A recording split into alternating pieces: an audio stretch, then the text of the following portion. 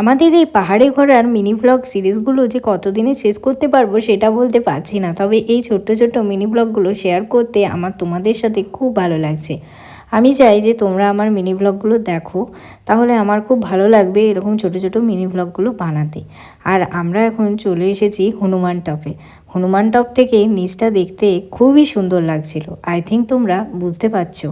আসলে আমরা যখন গিয়েছিলাম না, তখন কিছুটা কুয়াশা দিয়েছিল, দেখতে পাচ্ছ তোমরা সেটা যে কুয়াশা দিয়েছে।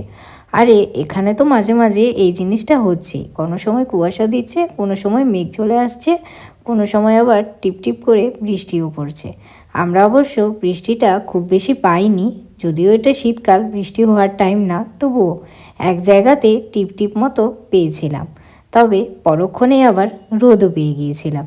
তো এরকম করে ছোট্ট ছোট্ট ভিডিওগুলো বানাতে কিন্তু আমার বেশ ভালোই লাগছে, আর সাথে তোমাদের সাথে শেয়ার করতে তো আরোই ভালো লাগছে।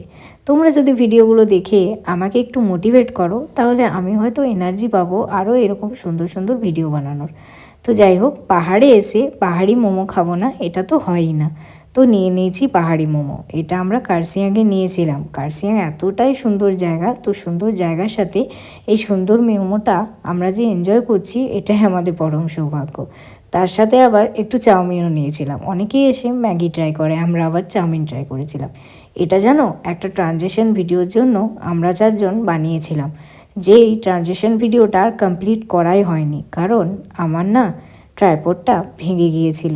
সেদিন পর্যন্ত মানে কার্সিয়াং পর্যন্ত আমার ট্রাইপডটা ভালো ছিল, দার্জিলিং গিয়েই আমার ট্রাইপডটা ভেঙে গিয়েছিল, তাও আবার মায়ের হাত থেকে পড়ে।